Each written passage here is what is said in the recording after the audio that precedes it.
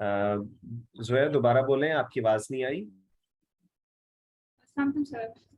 वालेकुम सलाम। तो मुझे उसकी स्टेटमेंट एग्जैक्टली तो नहीं पता, लेकिन उन्होंने एयरबाग के एक टॉक शो में इससे रिलेटेड बात की थी और आर्मी के रिलेटेड उन्होंने कोई स्टेटमेंट दी थी उसके अगेंस्ट, आर्मी के अगेंस्ट। थोड़ा सा ऊंचा बोलो बेटा। सर मुझे इसके बारे में ज़्यादा डिटेल तो नहीं पता कि क्या एग्जैक्ट स्टेटमेंट क्या थी, लेकिन एयरबाग पर उन्होंने जो है वो आर्मी के अगेंस्ट एक स्टेटमेंट दी थी जिसकी वजह से उनको अरेस्ट कर लिया गया था। और और पेमरा ने यार जो भाई है के वो साथ क्या हुआ था? बैन कर दिया पेमरा ने एयरबाग पेमरा पेमरा ने। और पेमरा क्या है? को। PEMRA is an abbreviation of what? Pakistan electronic media representation authority. Regulatory authority, ठीक है, रेगुलेटरी अथॉरिटी, गुड। चलो देखो, you are almost as quick as Google. Google जितना टाइम लिया तुमने इतनी अच्छी बात बताने में। चलो ठीक है, आप ठीक हो गई। अमार अब बताएंगे। सर शहबाज गिल जो है वो पीटीआई के चीफ ऑफ द स्टाफ हैं और उन्होंने स्टेटमेंट दी थी, वो आर्मी के रैंक्स एंड फाइल से रिलेटेड दी थी। लाइक जहाँ तक मुझे याद, उन्होंने लाइक बोला था कि कैप्टन से लेके कर्नल तक जो रैंक्स के लोग हैं आर्मी में वो पीटीआई को सपोर्ट करते हैं। और एक दो बातें उन्होंने और की थी। मेन बात ये थी कि वो आर्मी के रैंक्स एंड फाइल में घुसने की उन्होंने कोशिश की है और उन्होंने बोला है कि आप लोग इंसान है, जानवर नहीं है, आप लोग ऑर्डर्स को डिसोबे कर सकते हैं, आप लोगों में अपने खुद सोचने की वो हैसियत है। तो वो उसको as a start of mutiny कहा गया है कि उन्होंने म्यूटिनी पे उनको उकसाया है आर्मी के रैंक्स को, तो इस वजह से उनको under he is under arrest और अभी उनका रिमांड भी चला है, 2 दिन का जिस्मानी रिमांड। ऑलराइट, ठीक हो गया। तो दोनों जो इश्यूज, जी उस्मान। जी सर उसने बयान दिया था कि जो यही लोअर रैंक्स के हैं वो पीटीआई, वो और उनकी फैमिलीज पीटीआई की सपोर्टर हैं, तो जो टॉप ब्रास है आर्मी की वो उन्हें मजबूर कर रही है कि वो पीटीआई के अगेंस्ट रहे। तो फिर बाकी वही बात थी, लेकिन वो असल में जो लोअर और अपर थे उनके दरमियान डिफरेंसेस क्रिएट करने की कोशिश की गई थी अकॉर्डिंग टू आर्मी। तो जो भी स्टेट इंस्टीट्यूशन है, ये तो उसकी बताओ वजह से कि उसके ऊपर हो सकते थे उसके कहने की वजह से क्या ये differences between higher stand, middle tier military leadership, क्या ये डिफरेंसेस इस तरह क्रिएट किए जा सकते हैं? शहबाज नहीं सर, सिर्फ ऐसे किए तो नहीं जा सकते, लेकिन वो एक लूज बॉल थी पीटीआई की तरफ से जो गवर्नमेंट काफी अरसे से वेट कर रही थी, तो फिर उन्होंने उसके ऊपर फौरी एक्शन लिया है। अच्छा, गवर्नमेंट का एक्शन तो बाद में अस्सलाम आया। वालेकुम सर। उत्तर ये अस्सलाम कोई वालेकुम सर। बेटा, आप अगर कुछ कहना चाहती हो तो यहाँ पे ना इलेक्ट्रॉनिक हैंड रेज करने की ऑप्शन है, वो रेज करो। मैं आपको अभी आप म्यूट कर लो और जब आपकी बारी आएगी मैं आपसे कहूंगा, फिर आप बोलना। Okay, thank you sir. हाँ, म्यूट करो अभी। हाँ, शाबाश। तो पहले तो उस्मान, ये जो पहले तो वो वीगो पे गायब हुए थे ना। He was picked up and he was taken to the unknown place where all of them are taken to. पहले तो it was the agencies which whisked him away। तो उसके बाद कोर्ट और गवर्नमेंट बाद में आती है। पहले it was the military agencies जिन्हें एतराज था उनके इस बयान पे। गवर्नमेंट भी इंतजार में थी। गवर्नमेंट ये पार्टी इनके साथ भी कम नहीं किया हुआ था पीटीआई ने, तो ये भी बड़े खुश होंगे ये करके। तो अच्छा, ये जो बच्ची है बेटा जिसने हाथ रेज किया, वह अपना नाम भी बताओ और मुझे अपना काम भी बताओ।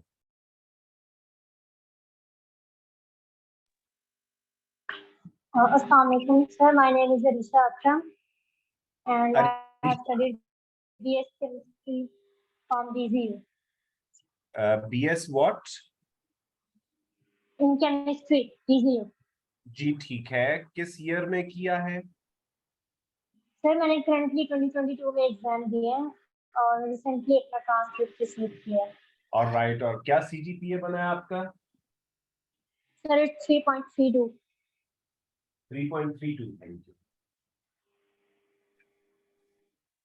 3.32, राइट?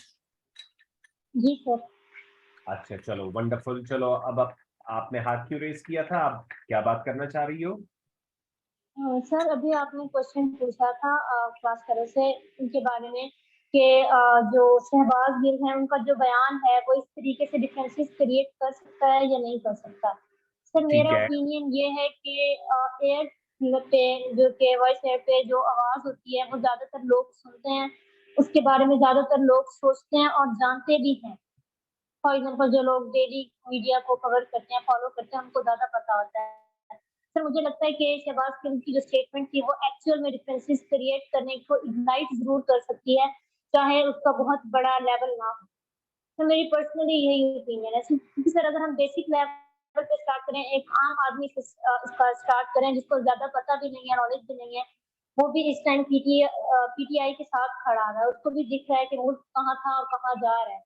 इवन तो हम लोग तो सीएसएस एस्पायरेंट्स से हम ज्यादा रीड कर रहे हैं कि जो रशिया के साथ इमरान खान का ट्रिप था वो मुल्क के लिए फायदेमंद था, चाहे दुनिया जो मर्जी सोचे। तो मेरे नजदीक यही स्टेटमेंट है कि शहबाज गिल की स्टेटमेंट डिफेंसेस क्रिएट कर सकती थी। That's all from my side.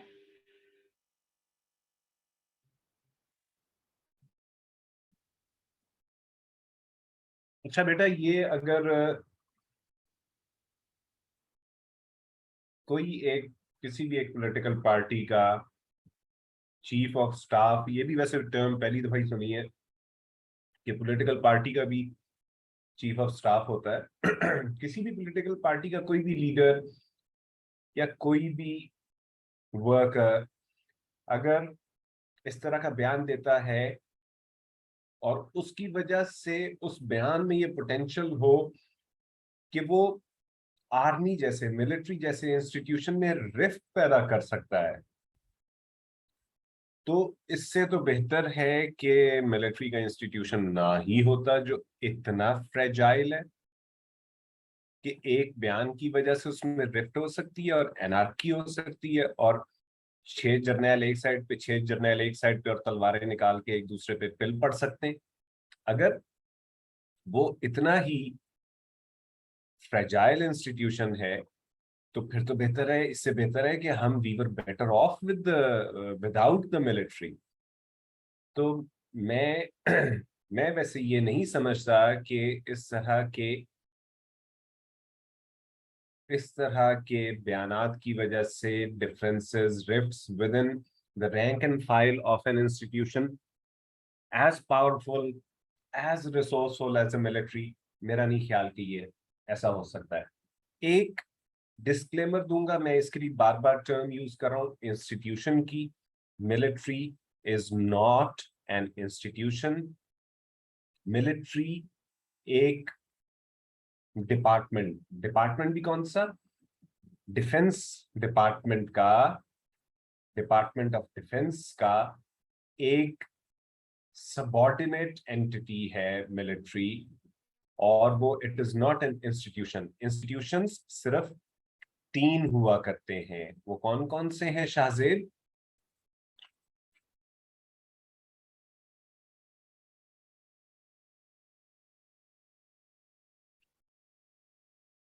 Unmute करो बेटा।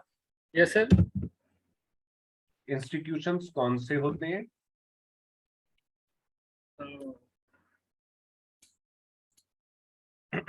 इंस्टीट्यूशंस बेटा सिर्फ 3 होते हैं। द लेजिस्लेचर, जैसे पार्लियामेंट, यानी जिसने कानून बनाना होता है। Executive and judiciary. शाबाश, एग्जीक्यूटिव एंड जुडिशरी, ये 3 इंस्टीट्यूशंस होते हैं। Military is not an institution. Military एक डिपार्टमेंट उसे कह दो। लेकिन हम पॉपुलर जार्गन में ये कहा जाता है मिलिट्री जैसे इंस्टीट्यूशन के साथ ऐसा कैसे हो सकता है। पॉपुलर जार्गन में रहते हुए मैं इंस्टीट्यूशन का वर्ड अगर यूज कर भी लूं तो आप लोगों ने समझना है कि सर उमर कम इल्मी में ये बात कर रहे हैं। Military is not an institution. Military एक मैक्सिमम एक डिपार्टमेंट है।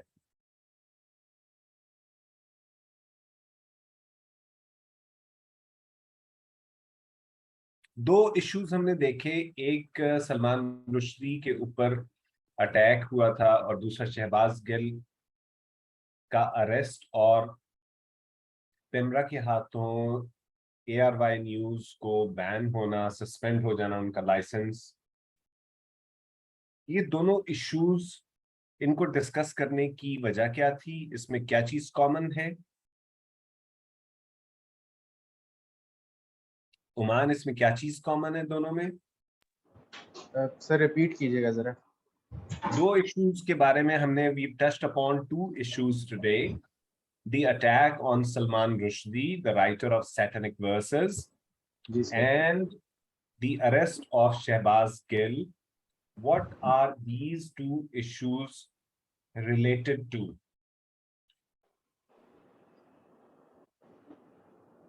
जी सर, इसमें कॉमन एलिमेंट ये है कि किसी को इनकी स्पीच पे एतराज है कि इनको ये बात कहने की इजाजत नहीं होनी चाहिए, इनके खिलाफ कोई एक्शन लेना चाहिए। That is right. तो ये जो इश्यूज हैं, ये दोनों, ये फ्रीडम ऑफ स्पीच को पर्टेन करते हैं, फ्रीडम ऑफ स्पीच को। अब फ्रीडम ऑफ स्पीच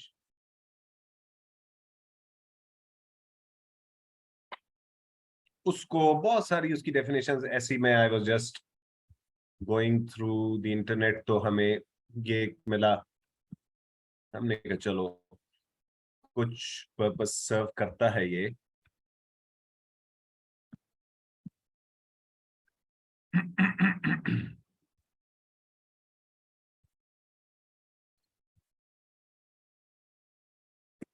ये जी, freedom of speech is the right to seek, receive and impart information and ideas of all kinds by any means.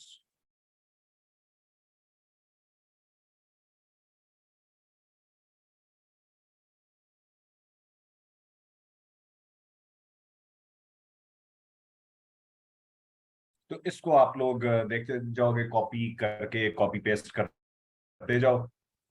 तो इसके कंपोनेंट्स क्या हो गए कि मेरे पास राइट है to seek, receive and impart information and ideas, ये मेरा राइट है। एक इनएलिएनेबल राइट है, एक इनवायलेबल राइट है, ऐसा राइट जो फंडामेंटल राइट्स में, बेसिक ह्यूमन राइट्स में शुमार होता है। कॉन्स्टिट्यूशन ऑफ 1973 वो एक्नॉलेज करता है फंडामेंटल ह्यूमन राइट्स में फ्रीडम ऑफ स्पीच को। कौन से आर्टिकल्स हैं, किसी बच्चे को आइडिया है? उस्मान शायद अभी पढ़ लिख गया हो, तो उस्मान को पता होना चाहिए कि कौन से आर्टिकल्स हैं कॉन्स्टिट्यूशन के जो फंडामेंटल ह्यूमन राइट्स को पर्टेन करते हैं।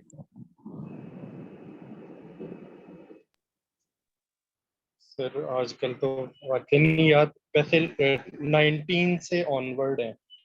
ये 19 ही है, फ्रीडम ऑफ स्पीच जो है 19 है। राबिया कुछ और बताएगी हमें? वो right to information. Sir article 8 to 25। Article 8 to 28 मैंने पढ़ा था, 55 तो इतने शायद ना हो। सर 25। हाँ 25, ठीक है। 8 to 28 yes sir, that's right to education तक। 25 बेसिक ह्यूमन, हाँ वो राइट टू, तो 8 to 28 जो है वो कवर करता है हमारा कॉन्स्टिट्यूशन फंडामेंटल ह्यूमन राइट्स को। अमार, आप कुछ और बताना चाहते थे? नहीं सर, मैं वो बस आर्टिकल 19 का ही बताना चाह रहा था। 19 जो है वो फ्रीडम ऑफ स्पीच, और 19A जो है वो राइट टू इंफॉर्मेशन को पर्टेन करता है। तो फ्रीडम ऑफ स्पीच को जो हमारा आर्टिकल करता है, दैट इज आर्टिकल 19। वो क्या कहता है वो देखते हैं।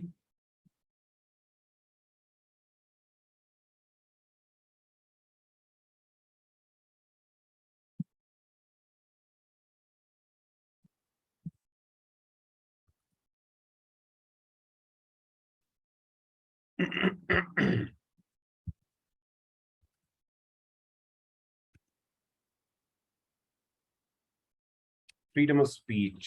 Every citizen shall have the right to freedom of speech and expression and there shall be freedom of the press, subject to any reasonable restrictions imposed by law in the interest of the glory of Islam, number one, or the integrity, security or defense of Pakistan. ये तीन, integrity, security or defense of Pakistan, or any part thereof.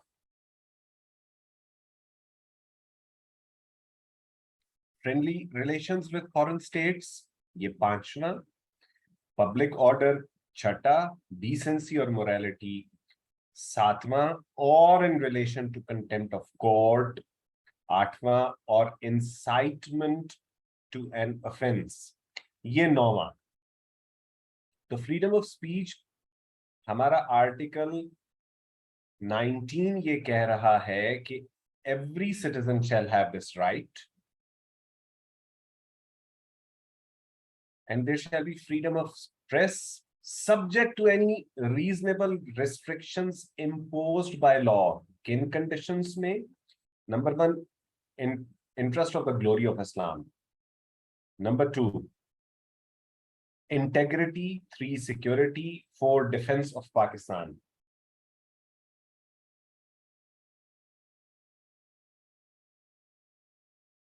Number 5, friendly relations with foreign states. Number 6, public order. Number 7, decency or morality. Number 8, in relation to contempt of court. Number 9, incitement to an offense.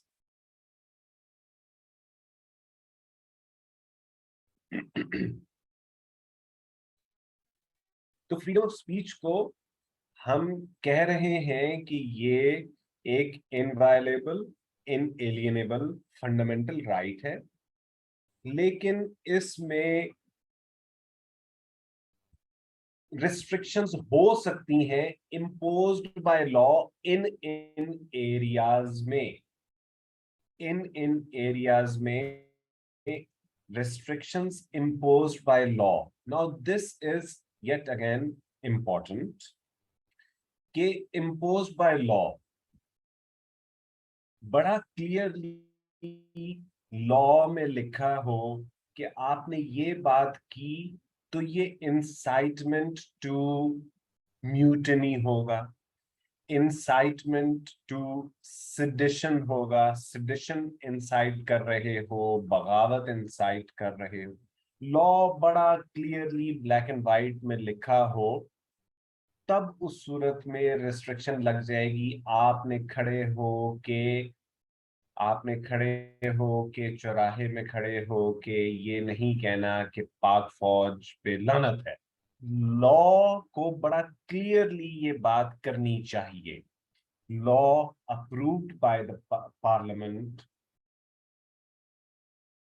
अभी जिस तरह ये कहा जा रहा है कि this is the article, जो आर्टिकल 19 है, यही जो मैंने अभी शेयर किया है, कहा जा रहा है कि ये आर्टिकल ऑफ कॉन्स्टिट्यूशन है जो वायलेट किया था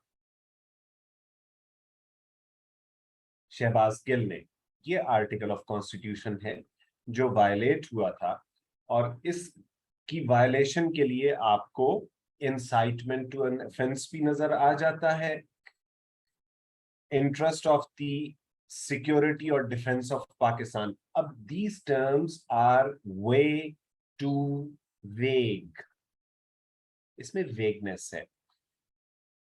पार्लियामेंट के सामने फौज ने करवाना है, फौज ही, मिलिट्री एस्टैब्लिशमेंट एक लॉ ड्राफ्ट करे और कहे कि हमारे हिसाब से ये एरियाज हैं जहां पर डिफेंस या security of the country jeopardise होती है क्योंकि मोरल ऑफ ट्रूप्स डाउन हो जाता है. हमारे शोहदा की एक हिस्ट्री है.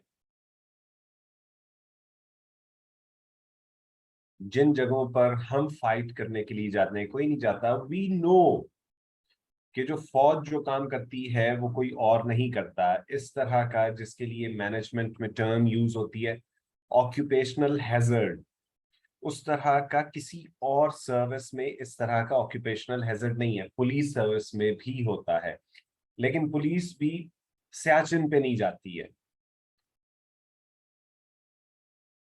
तो ऑक्यूपेशनल हैजर्ड जिस तरह का फौज के लिए होता है उस तरह का किसी और सर्विस में नहीं है। तो फौज के लिए बहुत इंपॉर्टेंट है कि उसके ट्रूप्स का मोराल वो हाई रहना चाहिए।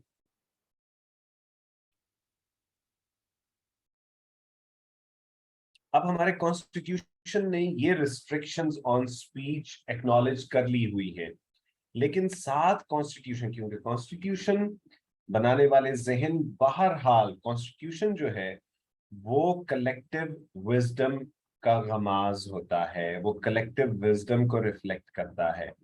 इसलिए जब कॉन्स्टिट्यूशन ने कहा कि ये रिस्ट्रिक्शंस होनी चाहिए, तो ये कहा कि रिस्ट्रिक्शंस इम्पोज्ड बाय लॉ, ये जो 8-9 रिस्ट्रिक्शंस की लिस्ट हमें इसी आर्टिकल 19 में नजर आ रही है, इन सब पे प्रॉपर लेजिस्लेशन, इसी आर्टिकल की लाइट में प्रॉपर लेजिस्लेशन होनी चाहिए। And nothing should be left in the grey area, everything should be laid out in black and white, there should be no ambiguity, कोई ambiguity नहीं होनी चाहिए। decency और morality, decency और morality क्या हुआ करती है? हम morality को, जो मेरे पुराने बच्चे हैं वो हम ये क्लास में गप लगाते रहते हैं कि मोरालिटी हर जगह की डिफरेंट हुआ करती है। मोरालिटी अब साउथ पंजाब जहां से हमारा ताल्लुक है, मुझे ये पता है कि यहाँ पर मर्द और औरत का हाथ मिलाना हमारे कल्चर का पार्ट हुआ करता था। हमारे बुजुर्ग, हमने अपने बुजुर्गों को देखा है, वो आपस में हाथ मिलाया करते थे, मर्द और औरत। और वो बेसिकली क्योंकि ये एग्रीकल्चरल यहाँ पर औरत और मर्द का साथ काम करना एक बहुत बड़ा टैबू नहीं था। ये एग्रीकल्चरल सोसाइटी में औरत और मर्द साथ काम किया करते थे। हम, जो मेरे बच्चे क्लास में रहे हैं पुरानी क्लासेस में, उन्हें पता है कि मोरालिटी को हम यूनिवर्सल और इम्यूटेबल नहीं समझ सकते, कि एक मोरालिटी वो हर जगह पर एप्लीकेबल होगी। आपके मुल्क में ही कई जगह ऐसी हैं जहां पर पुराने ट्रेडिशनली औरत मर्द का हाथ मिलाना मायूब नहीं था, पार्ट ऑफ कल्चर था। कंजर्वेटिव बाबियां थे, वो भी आपस में जब मिला करते थे तो हाथ मिलाया करते थे, and it wasn't considered outlandish, it wasn't considered outrageous.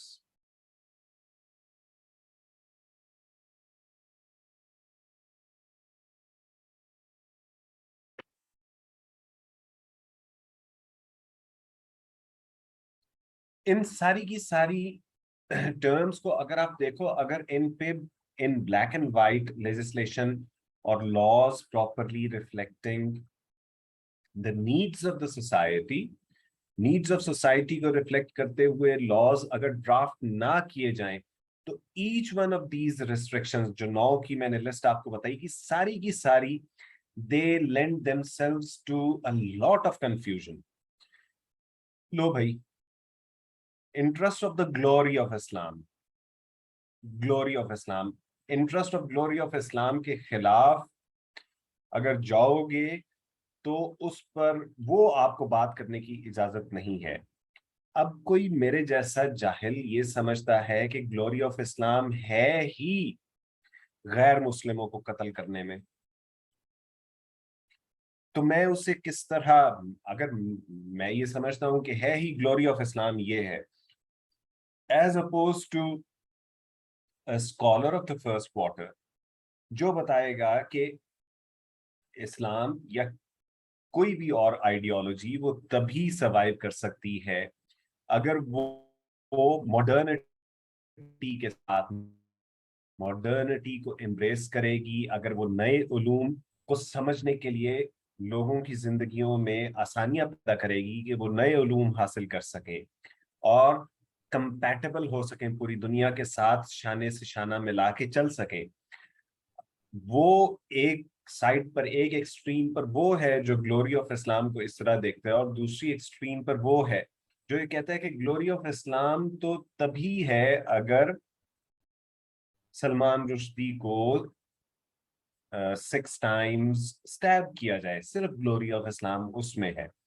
ये वाली जो टर्म्स हैं, ये जब कॉन्स्टिट्यूशन के बारे में मैं फिर ये आपको कहूंगा विद वेरी फ्यू एक्सेप्शंस जिनका हमें पता है, उनके अलावा ये कॉन्स्टिट्यूशन स्पेशली 18वीं तरमीम के बाद बहुत हद तक इसमें से पर्जिंग हो चुकी है। हमारा कॉन्स्टिट्यूशन बहुत रीजनेबली मैच्योर डॉक्यूमेंट बन चुका हुआ है। 73 में भी एक मैच्योर डॉक्यूमेंट था, उसके बाद डिक्टेटर्स ने जो इसमें बदमाशियां की और जो जो चीजें इंट्रोड्यूस कराते गए with the passage of time, उसकी वजह से इसकी ओरिजिनल नेचर, इसकी ये डीफेस हो गया, डी शेप हो गया।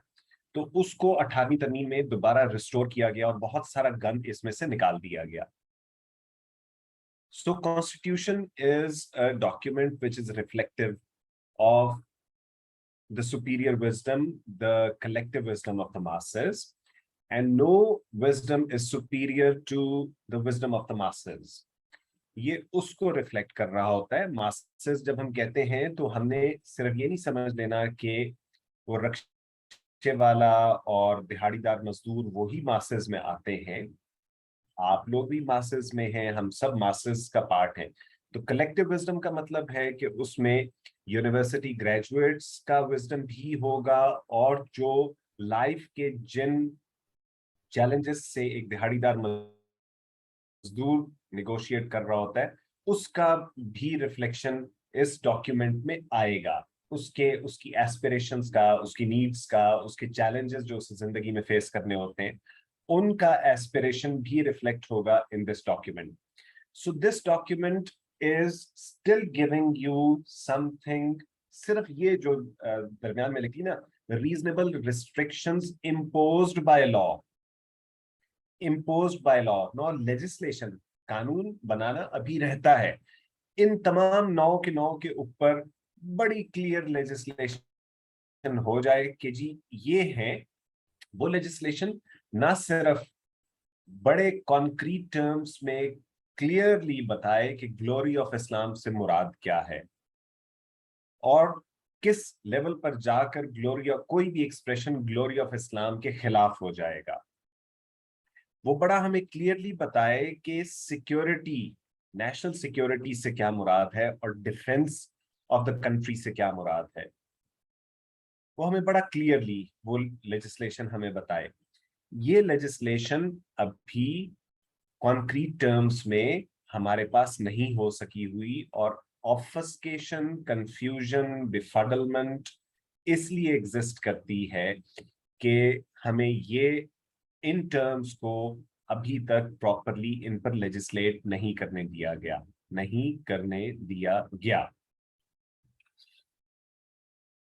डिसेंसी और मोरालिटी, मेरे father he was a lawyer, तो उन्होंने एक दफा मैंने उनके मुंह से सुना था, वो कह रहे थे मोरालिटी, इमोरल सिर्फ वो चीज है जो देखने वाले को बुरी लगे, बस। आपने यू हैव टू बी, हमारा लॉ इस एक प्रेमिस पे भी चलता है कि आपने कोई बात ऐसी नहीं करनी जिससे आगे वाला हर्ट होगा। अगर आप किसी ऐसी जगह पे जाते हो जहां पर मर्द और औरत का हाथ पकड़ के चलना मायूब समझा जाता है, तो आप वहां पे हाथ पकड़ के मत चलो। चाहे आप उस खित्ते से आए हो जहां पर shaking hands between the two genders वो एक नॉर्म है और मॉरल वैल्यूज का हिस्सा है, तब भी आप ना करें। Do not hurt the onlooker, do not hurt the bystander. उसको जब आप हर्ट करोगे तो वो चीज इमोरल हो जाएगी। लेकिन खैर, मैं अभी भी what I am saying is कि मैं बाय द वे ये एक मैंने डाइग्रेशन की है, मैं मोरालिटी की फिलहाल डेफिनेशन नहीं दे रहा हूँ। What I am saying, the point that I am making right now is that these terms lend themselves to confusion, and when there is confusion, it is always the forces of darkness who benefit from confusion. The forces of obfuscation, OBFUS, obfuscation, OBFUSCATION.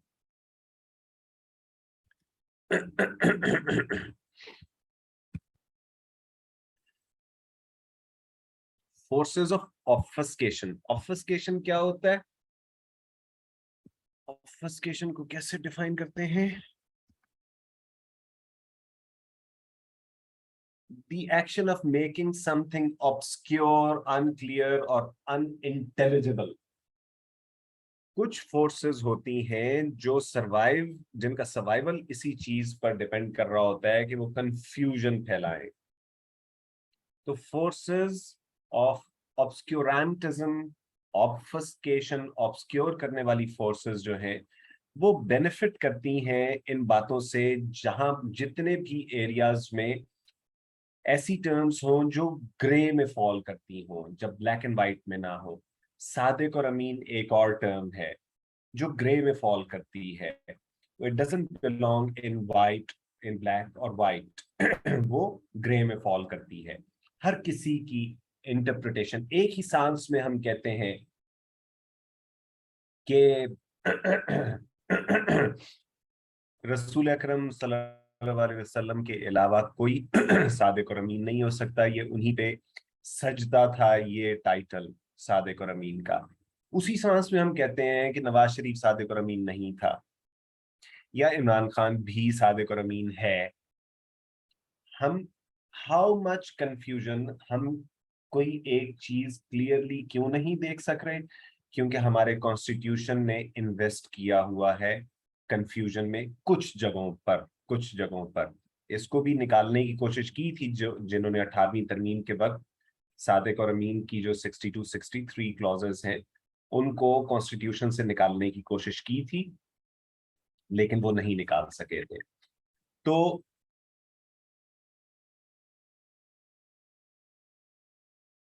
जो बच्चे नए आए हैं वो फौरन mute कर लिया करें। आसमा, अपने माइक को म्यूट कर लो।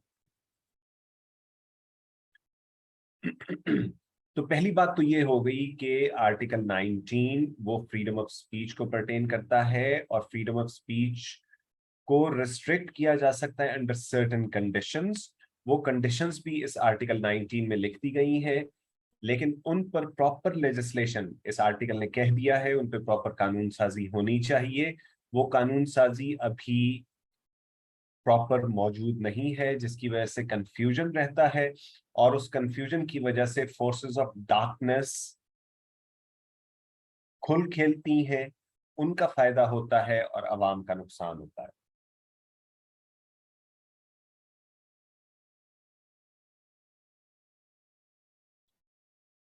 सो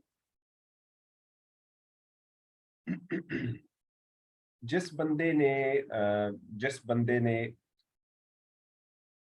ब्लास्फेमी लॉज के खिलाफ बात करने पर सलमान तासीर को मर्डर किया था, he was just sitting governor of the biggest province of Pakistan. उसको मर्डर किया था उसके अपने गार्ड ने, क्योंकि he had spoken against the blasphemy laws जो रियासत ने बनाए हुए थे, जो पार्लियामेंट ने पास किए हुए थे। इंसान के हाथों बने हुए लॉज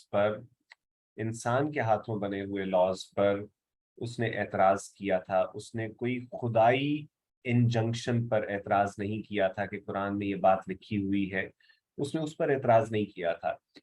लेकिन उसको जो मारने वाला था उसको ये मैसेज पहुंच चुका हुआ था कि इसने खुदा और रसूल के कानून के खिलाफ बात की है।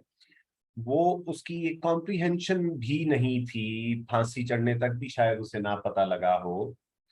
मुमताज कादरी को उससे शायद उस वक्त तक भी ना पता लगा हो कि ये इंसानी कवानीन थे जिनके खिलाफ वो बात कर रहा था, और उन इंसानी कवानीन को इन्हीं एम्बिगुअस ग्रे एरियाज की वजह से लोग अपने ईवल मफादात के लिए इस्तेमाल करते हैं। तो उसको उस वक्त तक भी ना पता लगा हो कि उसने जो बात की थी वो खुदा और उसके रसूल के खिलाफ कैसे थी। गवर्नर को मर्डर तो उसने कर दिया, लेकिन उसको ना पता लगा कि वो बात खुदा और उसके रसूल के खिलाफ कैसे थी। सलमान रुश्दी पर अटैक करने वाले को ज्यादा चांस ये है कि उसने सैटेनिक वर्सेस नहीं पढ़ी होगी। सैटेनिक वर्सेस रुश्दी रुश्दी के बारे में जिस तरह अभी हमें सरमद बता रहे थे कि रुश्दी जो है वो मार्केज, गैब्रियल गार्सिया मार्केज के बाद जो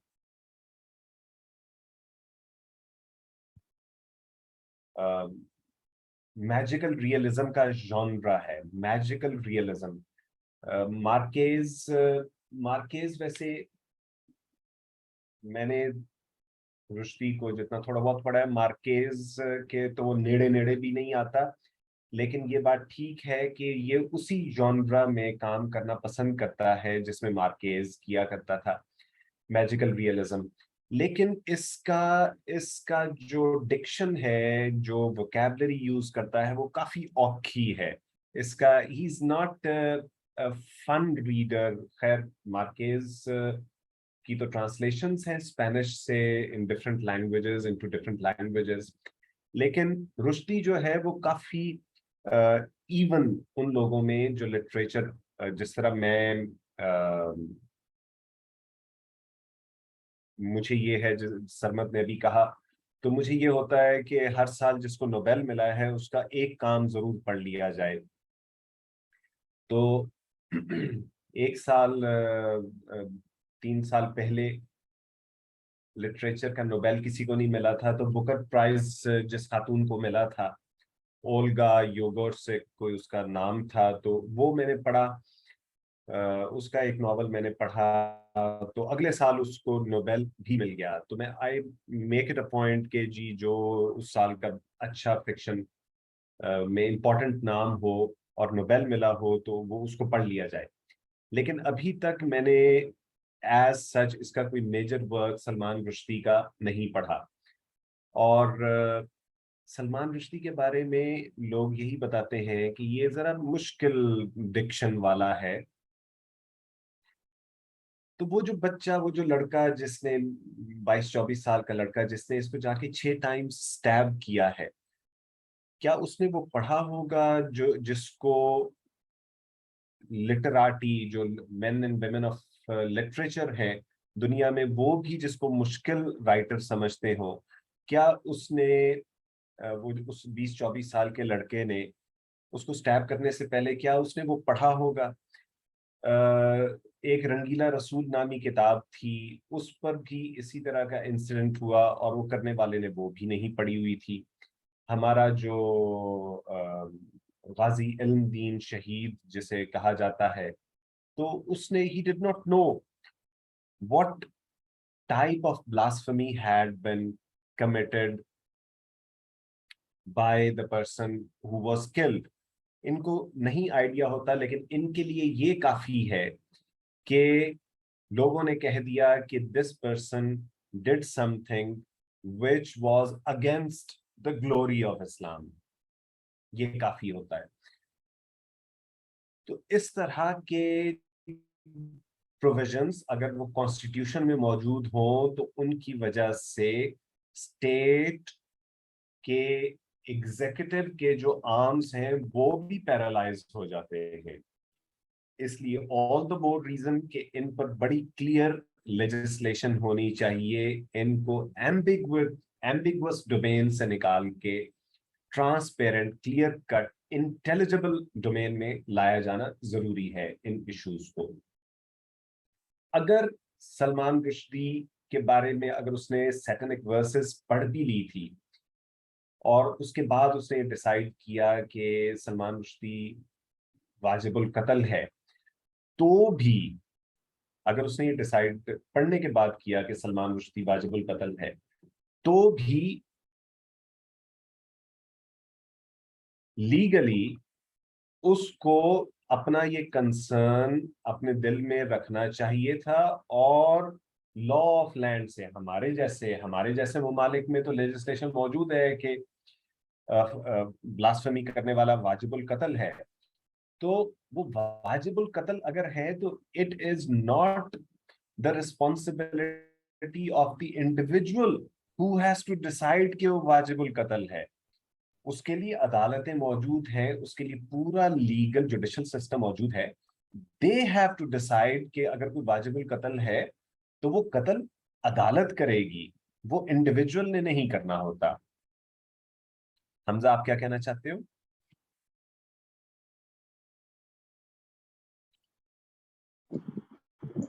मेरा बेसिकली जो आपने उसमें कहा है, मेरा उसी से सवाल है। आपने कहा कि it paralyses the arms of the executive. I mean, तो मैं उस पे पूछ रहा था वो कैसे ये पैरालाइज कैसे करता है आर्म्स ऑफ एग्जीक्यूटिव को? यस ये ऐसे ही पैरालाइज करेगा कि उन्हें अगर ये ही नहीं पता कि ये ऑफेंस जो कॉन्स्टिट्यूशन में लिखा हुआ है कि ये ग्लोरी ऑफ इस्लाम के अगेंस्ट होगा तो हमें रिस्ट्रिक्शन लगानी है। if they themselves are not clear whether a particular act of a person is harming or going against the glory of Islam, अगर वो खुद ही क्लियर नहीं होंगे तो उन्होंने एक्शन क्या लेना है।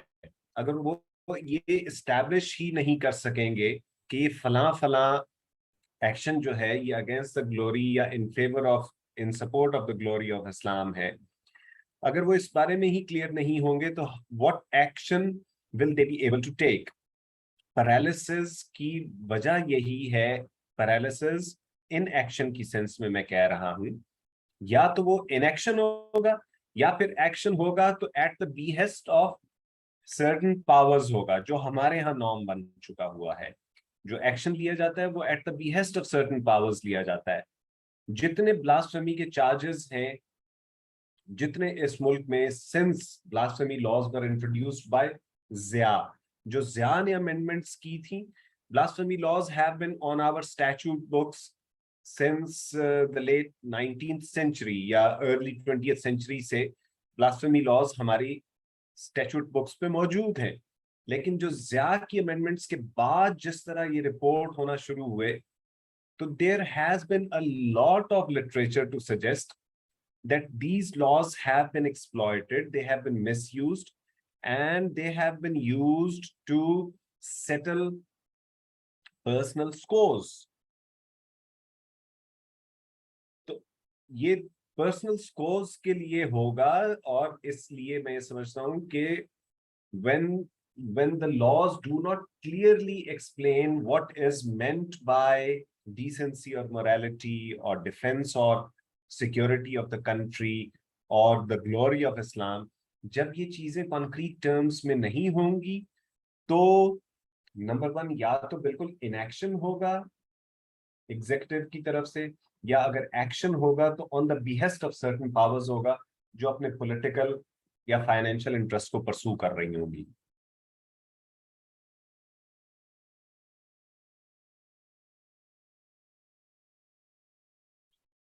तो अगर तो हमने पढ़ भी लिया तो हमें ये पता लग जाए कि जी फलां ने वाकई तौहीन की है, इस्लामी शायर में से किसी की तौहीन हुई है, तो उस पे वाजिबुल कत्ल होना, वो वाजिबुल कत्ल होना, एक तो ये टर्म वाजिबुल कत्ल की टर्म जो है वो बहुत लीगल टर्म नहीं है। आप ये कह सकते हैं कि उसके लिए डेथ पेनल्टी होगी। वाजिबुल कत्ल की term it gives away the impression कि वाजिबुल कत्ल का मतलब है कि जिसके भी हाथ चढ़ जाए उसके लिए इसको कत्ल करना जरूरी है। It has to be an action by the state, by the judicial system, by the legal system. Prosecute होगा वो पहले, उस सिस्टम के, उस प्रोसेस के एंड पे if he is found guilty, तो जो भी पनिशमेंट जुडिशरी समझेगी वो उसको दे दी जाएगी। तो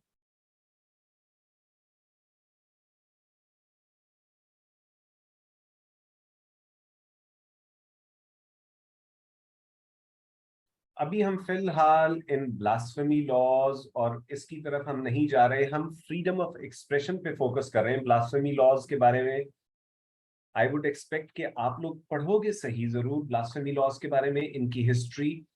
कम प्रिपेयर्ड, चलो नेक्स्ट वीक के लिए आपके पास असाइनमेंट है, अगले वीक आप पढ़ के आएंगे कि ब्लास्फेमी लॉज की हिस्ट्री क्या है और प्री पार्टीशन इंडिया में वो किस वजह से आए थे और क्या फ्रीक्वेंसी थी कि वो इन्वोक किए जाते थे और कन्विक्शंस कितने परसेंट थी, और पोस्ट ज़िया 80s के बाद कौन सी अमेंडमेंट्स हुई और उसके बाद कन्विक्शंस कितनी होने लगी, और कितने उसमें से मुस्लिम्स ही थे जिनके ऊपर ये एलिगेशंस लगने शुरू हुए और कितने नॉन मुस्लिम्स के ऊपर। तो ये एक रिसर्च आप लोगों ने करनी है। It will be very insightful, आप लोगों को पता लगेगा कि what this country has been going through.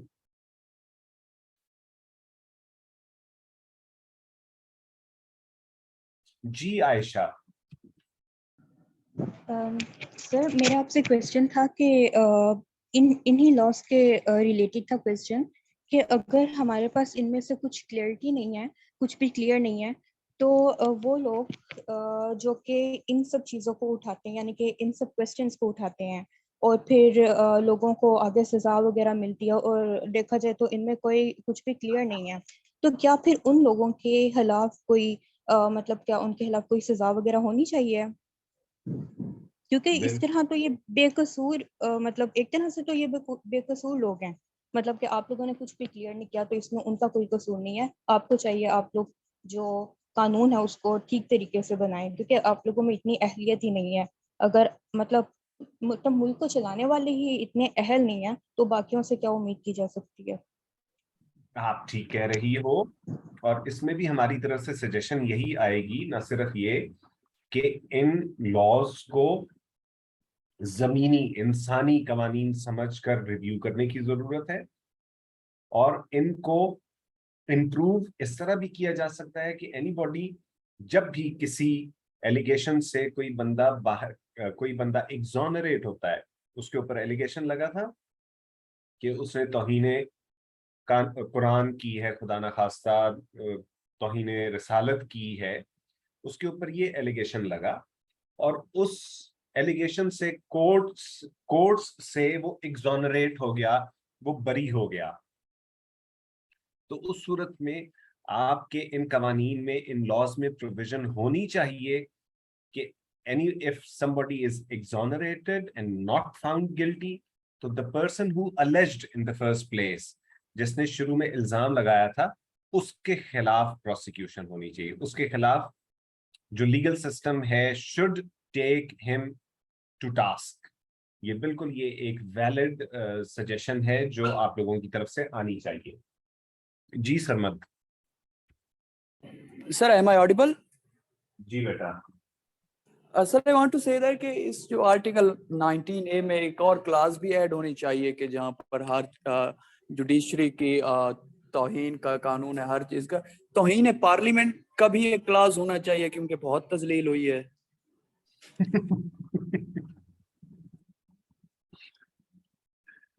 चलो ठीक है, वैसे तो मेरा ख्याल है कि पूरा आइन जो है वो तौहीन पार्लियामेंट के खिलाफ एक डॉक्यूमेंट ही है। आइन का कोई भी आर्टिकल, कोई भी क्लॉज उठा के देखो तो वो ये बताता है कि पार्लियामेंट सुप्रीम है, लेकिन इसको हम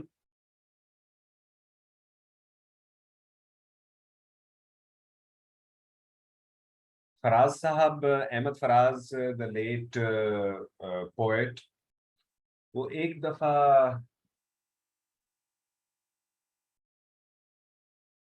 बहुत जनरल ज़िया का उनके सामने नाम लेते थे तो वो वैसे ही वो टेम्पर लूज कर देते थे।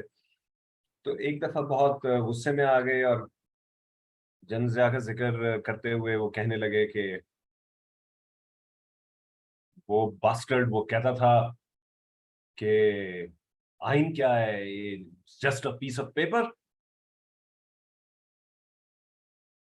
तो फराज साहब ने आगे से कहा, फराज साहब हमें बता रहे थे, कहते हैं कि कोई उससे पूछता कि कुरान क्या है, that too is just a piece of paper.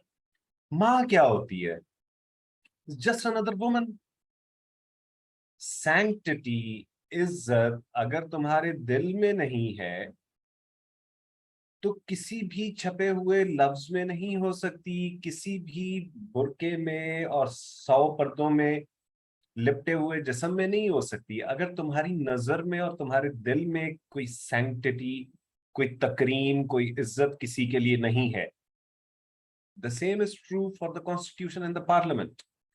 Quran की अगर हम देखें, कुरान की इज्जत जब तक हमारे दिल में ना हो कि ये एक मैसेज है, एक पैगाम है जो अल्लाह सही ने भेजा था इंसानियत की फलाह के लिए, अगर हम इस तरह देखें और ये तकरीम हमारे दिल में हो, तो अगर ये बात हमारे दिल में नहीं है then it is just a piece of paper. तो औरत, माँ जो है, जस्ट अनदर वुमन, ये तो हमारे दिलों में है। ये सोसाइटी की ओवरहॉलिंग की जरूरत है। आइन अपने आप को कहे, आइन कहे, और आइन बनाने वाली पार्लियामेंट होती है। पार्लियामेंट आइन में 100 दफा लिख दे कि पार्लियामेंट की सुप्रेमेसी है और पार्लियामेंट की कंटेम्प्ट पर फला फला एक्शन लिया जाएगा। एक्शन लेगा कौन? जब तक बाकी इदारों के दिल में ये तकरीम नहीं आ जाती, ये इज्जत उनके दिल में नहीं आ जाती, उसको दिल बदलना या काया पलटने की मैं बात नहीं कर रहा हूँ। उन्हें समझाना पड़ेगा। जब तक हम उन्हें ये समझा नहीं देते हैं, बाकी इदारों को, मिलिट्री को, जुडिशरी को ये समझा नहीं देते, और समझाने के लिए शायद हमें उन्हें कुटना भी पड़े, बहुत सख्त काम भी करने पड़े। हम जब तक उन्हें ये समझा नहीं देते हैं कि this is the line which does not have to be crossed, जब तक वो इसकी इज्जत करने पे मजबूर नहीं हो जाते, हम जितने कॉन्स्टिट्यूशंस में लिख लें, जितनी दफा ये कह दें कि there should be no contempt of the parliament, वो नहीं होगा। और हम चल रहे हैं उस तरफ, हम कभी ना कभी वहां तक पहुंच। मेरा मेरा मैं फैज साहब का चेला हूं, तो मेरा ख्याल है, मैं उनका ऑप्टिमिज्म शेयर करता हूं। मेरा ख्याल है कि हम उस तरफ चल रहे हैं, हम कभी ना कभी वहां तक पहुंच जाएंगे जहां पर पार्लियामेंट की रिस्पेक्ट, डिग्निटी, वो अबव ऑल डिग्निटीज होगी। मेरा ख्याल है हम वहां पहुंचेंगे। जी उस्मान। सर आपने एक बात की अभी कि इन केसेस का जो डिसीजन आए ब्लास्फेमी के, तो जो इल्जाम लगाए फिर उसके ऊपर केस चलना चाहिए। सर इनमें से डिसीजन किस केस का आया? आज तक डिसीजन तो किसी केस का नहीं आया, वो तो जज ही भाग जाते हैं। तो सर मेरा ख्याल है कि हमें सीएसएस में भी ये वाला सवाल आए तो दूर दूर से भाग जाना चाहिए। ये तुम अभी, भैया उस्मान एक दफा पर्चे दे चुका हुआ है, तो ये लेकिन इसको बिल्कुल काबिले मशवरा नहीं समझना किसी ने। ये इस तरह के मशवरों पे किसी ने अमल नहीं करना, किसी चीज से हमने डर के भागना नहीं है। जो नए बच्चे हो उन्हें हम यही कहेंगे कि सिर्फ 2 चीजें हैं जो सेक्रेड हैं, जिनके खिलाफ हमने बात नहीं करनी, ideology of Islam and ideology of Pakistan. बाकी हर चीज में हमने एनालिटिकल हो सकते हैं, लेकिन अपने एनालिसिस को हम एक्सटेंड वहां तक नहीं करेंगे जहां पे हम कह दें कि कोई तुक नहीं बनती है, खुदा बैठा हो 7वें आसमान पे, कोई तुक नहीं बनती है, मेरा एनालिसिस नहीं मानता कि खुदा बैठा होगा और 1,24,000 नबी भेज रहा होगा। ये एनालिसिस हम नहीं करेंगे। इसी तरह हम जो ट्रेडिशनल आइडियोलॉजी ऑफ पाकिस्तान है उसके भी खिलाफ नहीं जाएंगे। ये कहना कि बस चवल ही बज गई थी, पाकिस्तान बनाने की कोई तुक तो नहीं समझ में आती, लोगों का ज्यादा नुकसान हुआ है, इस तरह की बात नहीं करनी। इन दो चीजों को आपने सेक्रेट समझना है, उसके अलावा आपने किसी चीज को सेक्रेट नहीं समझना। और इससे जो ब्लास्फेमी लॉज हैं इनके ऊपर I would insist कि you have to be well prepared। और ये जो angles I'm touching, I always touch upon a few angles. I do not go into an in-depth analysis of the issues because I expect you to do that. तो जो चंद एक angles मैं दे रहा हूं, उसके अलावा एक in-depth analysis इनका, and I told you कि we are going to start our discussion next week about the with an analysis of the development of the historical development of the blasphemy laws in India. जी Ayesha. Sir मेरा question था कि आपने अभी मुझे ना समझ नहीं, आपने कहा कि हमें सबको समझाना होगा कि कॉन्स्टिट्यूशन क्या है, मिलिट्री को, पार्लियामेंट को, जुडिशरी को, पर इन्हें समझाएगा कौन? हम समझाएंगे, मासेस समझाएंगे। आपका अच्छा क्वेश्चन है।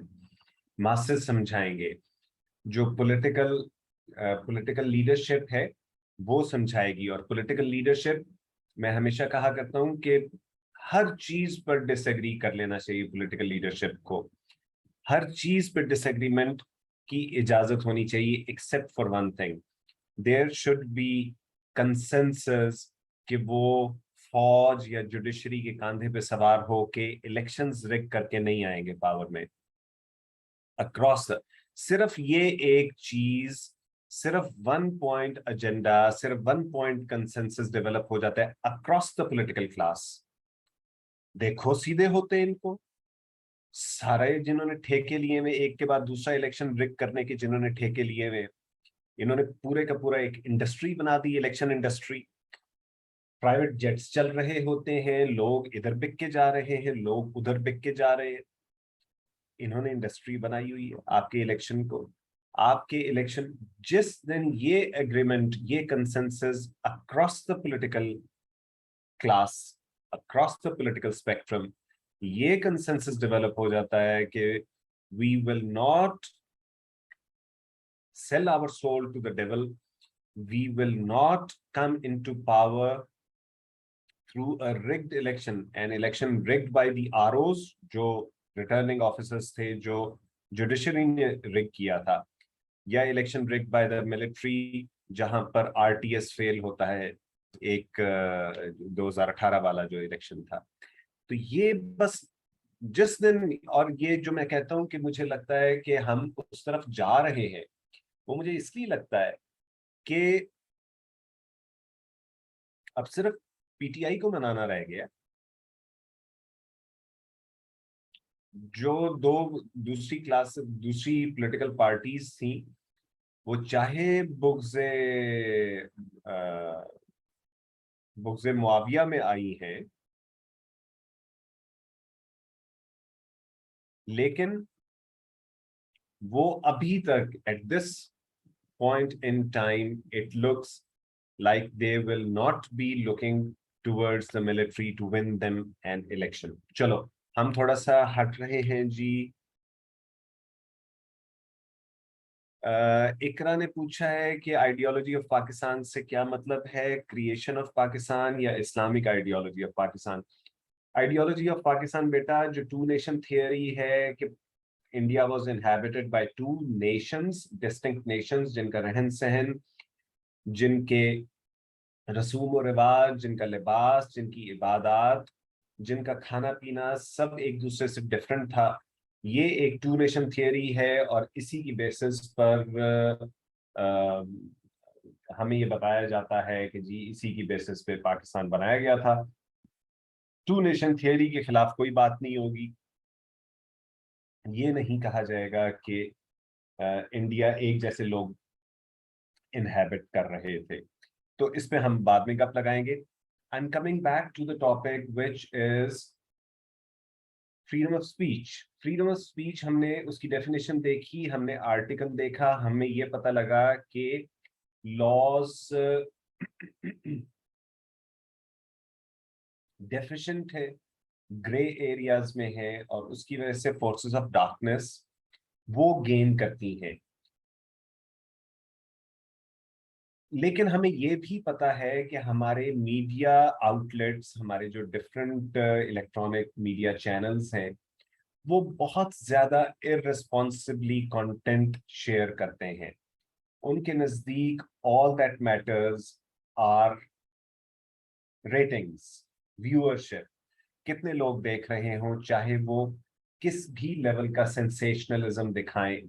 एक प्रो पीटीआई चैनल होगा, वो 10,000 के मजमे को 2 लाख का मजमा दिखाएगा, उनकी ड्रोन कवरेज इस तरह की होगी।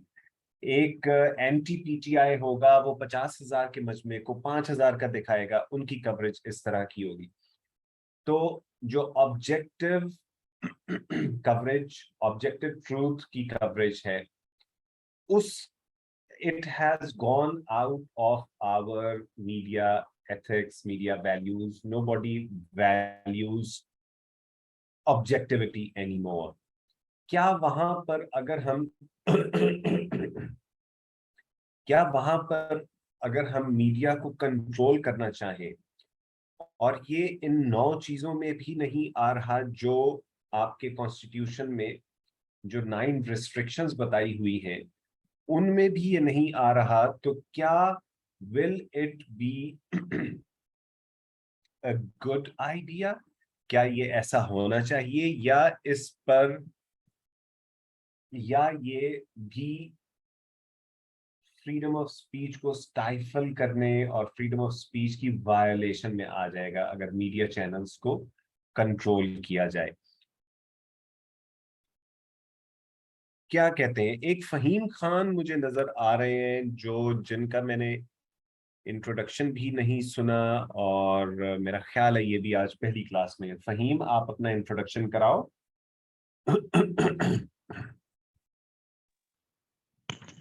जी सर, अस्सलाम वालेकुम सर। नाम, क्वालिफिकेशन? सर अस्सलाम वालेकुम सर, एमएससी ज़ूलॉजी। कैमरा क्यों नहीं ऑफ बेटा आपका? सर पता नहीं क्यों नहीं हो रहा, कोई फॉल्ट है शायद, कोशिश अच्छा, की है लेकिन नहीं हो रहा ऑन। अगली क्लास तक फॉल्ट ठीक कर लेना, ठीक है? अच्छा, तो आप ऑलराइट सर, नेक्स्ट क्लास तक इंशाल्लाह। आपने कब किया ज़ूलॉजी? सर 2018 एंड 2020 में मेरी कंप्लीट हो गई थी मास्टर। ऑलराइट, ठीक है। अच्छा, अब आप ये बताएं कि आपके ख्याल में मीडिया को कंट्रोल करना ये violation of freedom of speech होगा, या मीडिया को इसी तरह झूठ बोलने दिया जाए? सर झूठ क्यों बोलने दिया जाए, यही तो है मतलब वायलेशन ऑफ स्पीच हो रही है। जैसे झूठ बोल के अपना व्यूअरशिप, जैसे आप कह रहे हैं, करने के लिए ये सब कुछ पब्लिक को जो है वो आउटरेजेस पैदा कर रहे हैं पब्लिक के अंदर, तो ऐसा नहीं होना चाहिए सर। तो फिर उनको कैसे कंट्रोल किया जाए? सर बेसिकली तो पॉलिटिकल जो लीडरशिप है उनको कंट्रोल करना चाहिए। उनके माइंड सेट्स जो है उनको एक प्रॉपर मतलब जो सही डायरेक्शन है मुआशरे की फलाह के लिए वो होनी चाहिए। पॉलिटिकल जो लीडरशिप है, जो कैबिनेट मेंबरशिप है, उनका दिमाग सही होना चाहिए। वो पैसे देते हैं तो मीडिया वाले जो हैं, फिर जो है वो स्ट्रिक्ट रूल्स होने चाहिए अगेंस्ट मीडिया। जुडिशरी को एक्टिव होना चाहिए according to in media sense. चलो ठीक है, अभी हम आते हैं। चलो उमान, आप बताइए, आप क्या कहना चाहते हैं? सर मैं यही पॉइंट रेज करना चाहता था कि जो मीडिया की जो इरेस्पॉन्सिबल रिपोर्टिंग है, अगर यहाँ पे डेफेमेशन वाले लॉज ठीक कर दें, वो मतलब उनको रिफॉर्म कर दें, तो काफ़ी हद तक ये चीज़ बेहतर हो सकती है। क्योंकि जैसे ARY को UK में माफ़ी मांगनी पड़ी है इनकी जो कुछ रिपोर्टिंग की वजह से, तो अगर वो वाले लॉज यहाँ पे आ गए तो फिर भी आउटकम यहाँ पे होगा। ठीक हो गया, ठीक हो गया। अब लेकिन अगर उन्होंने 5,000 के जलसे को 50,000 का दिखाया है, तो उस पे कोई डेफेमेशन लॉ तो लगेगा नहीं। It is pure sensationalism. जी सर। हाँ, और इसके अलावा there can be dozens of avenues. I totally agree with you कि defamation laws जो है वो strict implementation अगर उनकी हो तो बहुत सारा गंद जो हमारे मीडिया पे चल रहा है वो काउंटर किया जा सकता है, लेकिन there are a lot of areas. Defamation का नुकसान भी तो ज्यादा है, मतलब वो जो लोगों की तादाद एग्जैजरेट करना, उसका शायद मेरी नजर में उतना नुकसान नहीं है जितना किसी की रेपुटेशन के बारे में। ठीक हो गया। उस्मान आप बताइए। सर मेरा इसमें ये है कि वो बाकी डिफेमेशन लॉज वगैरह तो होने ही चाहिए,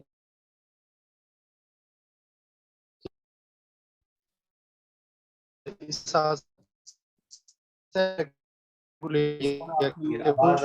पॉलिटिशियंस जो हैं वो एक कोई कंसेंसस डेवलप करें। दोबारा बोलें। जी सर, अब आवाज आ रही है? जी आ रही है। जी सर, मैं सर इसमें ये कह रहा हूँ कि जो इसमें कंटेंट वायरल हो रहा है, ये टॉक शोज का कल्चर और यानी हुआ जो कल्चर चल रहा है, इसमें मीडिया को सेल्फ रेगुलेशन की जरूरत है कि सेल्फ अपने आप रेगुलेट करें और एक कंसेंसस डेवलप करें। जिस तरह कंसेंसस हम पॉलिटिशियंस के बारे में कह रहे हैं कि उन्हें इलेक्शन के बारे में और इकोनॉमी के बारे में एक कंसेंसस डेवलप करना चाहिए, इस तरह मीडिया को भी अपने कंटेंट के बारे में कंसेंसस डेवलप करना चाहिए, कोई मिनिमम स्टैंडर्ड्स रखने चाहिए, कोड ऑफ कंडक्ट कोई रखना चाहिए। ठीक है, ठीक हो गया। तो इसमें जो पहली बात तो ये है कि what should be the principle and what should be the exceptions. Principle, as a principle हम लोगों को ये जहन में रखना है और इसी को हमने सपोर्ट करना है कि in principle we are not in favour of any restrictions on the free expression, on the freedom of expression, on the freedom of speech. We are not in favor of any restrictions. वो जो restrictions हैं media के ऊपर as a principle नहीं होनी चाहिए। तो ये तो हो गया जी हमारा in principle what we believe। अब हमें 8-9 एरियाज तो हमारे कॉन्स्टिट्यूशन ने बता दिए कि इन एरियाज में जो है वो एक एरिया हमें डेफेमेशन का अभी उमान ने बता दिया। इसी तरह हेट इंसाइट करना, हेट या वायलेंस इंसाइट करना, इसको शायद कॉन्स्टिट्यूशन में से अगर डिराइव किया जाए तो हम डिसेंसी और मोरालिटी में हम ये कर सकते हैं।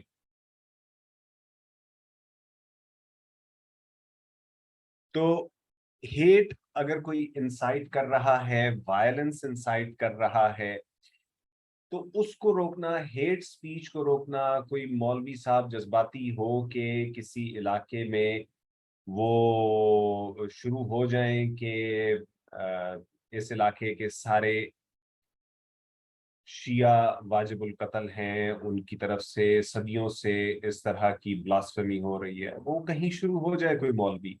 और हमारे यहाँ ये पहले बहुत prevalent, rampant हुआ करता था। काफी हद तक state has put it's foot down.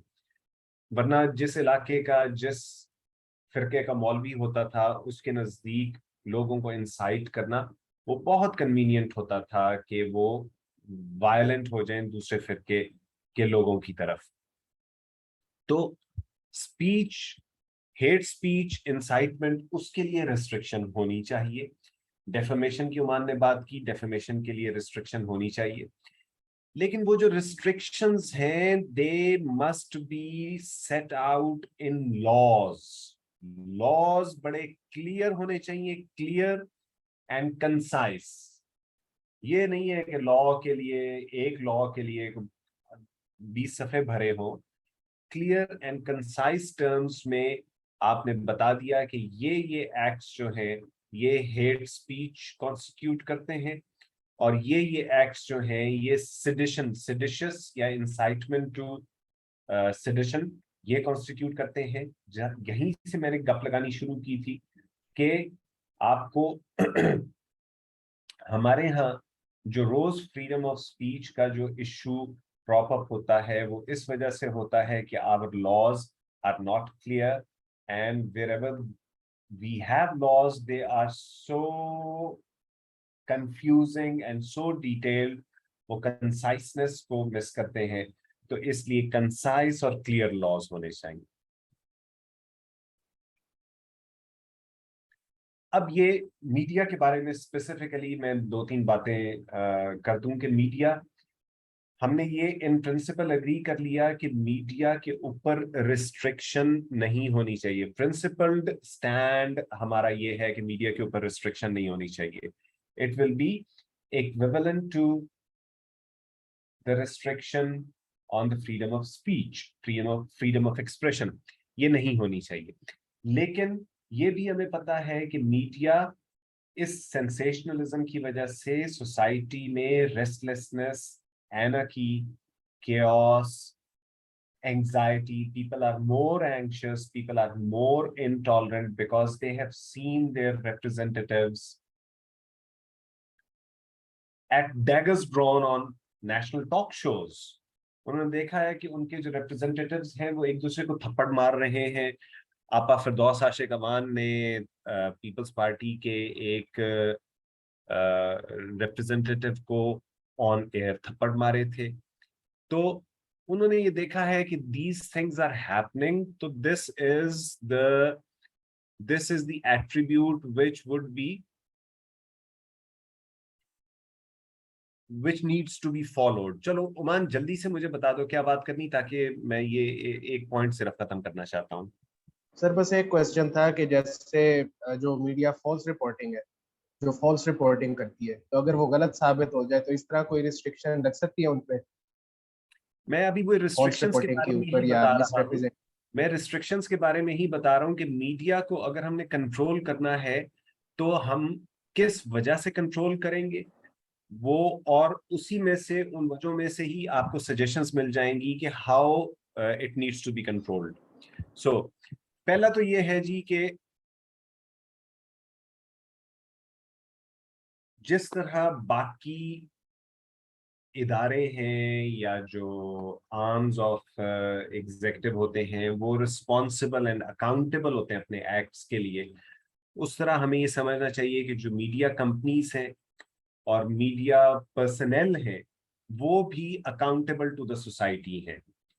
उनको भी समझना चाहिए कि वो आंसरेबल हैं। अब उनको आंसरेबल या अकाउंटेबल कैसे करना है? नंबर 1, मेरा एक राइट है, द राइट टू नो। ये पहला मेरा राइट है।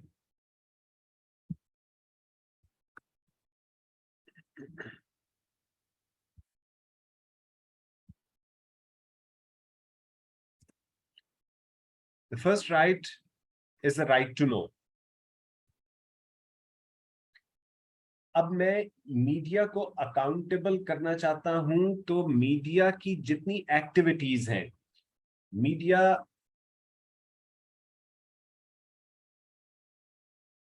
का जो फंडिंग है, मीडिया अपने रिपोर्टर्स को, अपने जर्नलिस्ट को, अपने कैमरामैन को, अपने क्रू को, अपने लोएस्ट रैंक्ड एम्प्लॉय को कितनी तनख्वाहें देता है, कितना प्रॉफिट कमा रहा है कोई भी media group, every information should be there on their website. मुझे ये पता होना चाहिए इनके बारे में, मीडिया एक्टिविटीज, सबसे पहले उनकी फाइनेंशियल एक्टिविटीज के बारे में, और फिर ये कि वो जब टॉक शोज पे किसी को बुलाते हैं तो उसकी वो प्रेफरेंस क्या होती है, जो उनकी पॉलिसी है, किसी भी मीडिया ग्रुप की पॉलिसी है। अगर उन्होंने बुलाया है एक तरफ से पीएमएलएन का, एक पीपल्स पार्टी का, एक पीटीआई का, तो हम ये कह सकते हैं कि उनकी पॉलिसी है कि वो एक अनबायस्ड, इम्पार्शियल सा इमेज देना चाहते थे और लोगों के सामने तीनों पॉइंट्स ऑफ व्यू लाना चाहते थे। But I have to bear in mind कि it is my right to know what, where the media is earning from and what policies is it pursuing. ये मेरा right to know है। पहले तो मुझे मुझे अपने इस राइट के बारे में पता होना चाहिए। दूसरा मेरा राइट जो है, दैट इज मेरा right as a media user, मैं ये बात कर रहा हूं, that is the right to speak.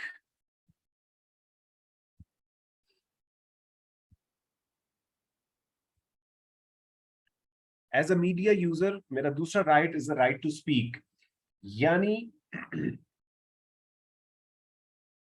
मैं अपने इंटरेस्ट्स, अपने कंसर्न्स, अपनी ऑब्जेक्शंस, अपनी कंप्लेंट्स, मेरे पास अपॉर्चुनिटीज होनी चाहिए, फॉर्मल और इनफॉर्मल अपॉर्चुनिटीज होनी चाहिए कि मैं अपने इंटरेस्ट और अपने कंसर्न्स इस मीडिया आउटलेट को बता सकूं। मुझे आपको पता है कि मैं डॉन को फॉलो करता हूं और डॉन के like most of the males, Dawn का स्पोर्ट्स पेज यूजुअली मेरा पहला डॉन के स्पोर्ट्स पेज, और उसमें वो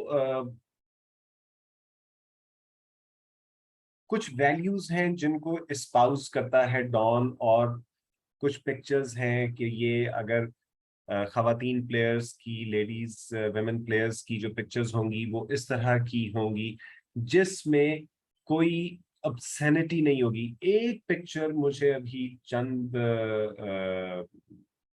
थोड़ा अर्सा पहले मैंने देखी जो मुझे नहीं लगा कि ये डॉन के स्टैंडर्ड की पिक्चर है। मुझे अफसोस हुआ कि वो एक जब चल रहा था, मेरा ख्याल है विंबलडन चल रहा था, तो उसमें एक लड़की थी, उसकी पिक्चर थी और वो अनयूजुअली ऑब्सीन थी बाय डॉन स्टैंडर्ड्स। इस तरह की पिक्चर्स बाकी अखबारात में मैंने बहुत देखी हुई है।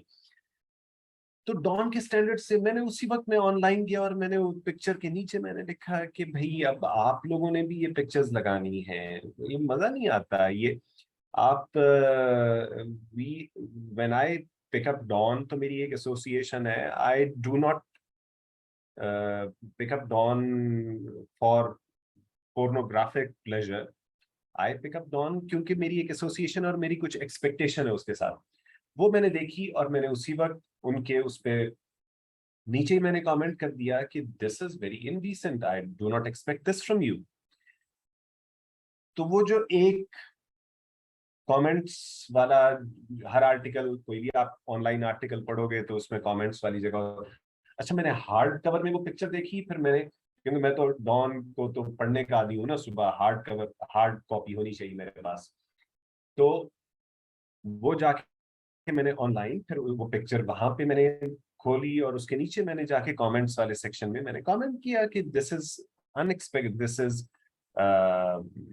Not befitting from Dawn. तो ये इस तरह की पिक्चर किसी टेनिस प्लेयर की, किसी भी खातून की इस तरह की पिक्चर आपने क्यों दी है? अब आप भी फलां फलां हो गए, थोड़ा सा जज्बाती भी हो जाता है बंदा, तो मैंने ये भी लिख दिया कि फलां फलां हो गए। तो नाउ आई न्यू कि I have a right to know and I knew I had a right to speak, और मेरे लिए फॉर्मल एंड इनफॉर्मल फोरम मौजूद है। ये तो एक फॉर्मल फोरम है। अब उसमें कमेंट्स में लिखा हुआ था, उसके नीचे लिखा हुआ था कि हम आपके कमेंट को वो करेंगे, इवैल्यूएट करेंगे, देखेंगे if it is worthy of being published online, तो फिर हम पब्लिश करेंगे। I knew it would not be published, I knew that, मुझे पता था, क्योंकि कोई भी इदारा अपने ऊपर ऐसा क्रिटिसिज्म, उसमें कोई मैंने बात गलत नहीं लिखी थी, लेकिन वो मुझे पता था कि ऐसा वो ऑनलाइन लगा के तो ये बड़े दिल गुर्दे की बात होगी अगर वो ये लगा देते हैं कमेंट मेरा, it was not published. So I exercised my right to speak. I knew I had the right to know. I exercised my right to speak. There was a formal or an informal opportunity जहां पर मैं वो exercise कर सकता था right. लेकिन जो तीसरा right था, वो मेरा तीसरा और चौथा right थे, वो मेरे हिना बतूल म्यूट करो। ओहो ओहो यार, ये देखो ना, अच्छा, मैं ये पोस्ट किए जा रहा हूँ और मेरा ख्याल था कि मैं जो तुम लोग बीच में मुझे पर्सनल मैसेज ना किया करो। I thought कि I was posting.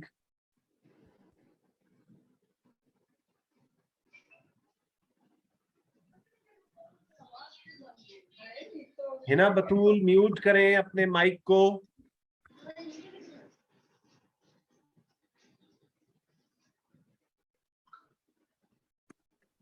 तो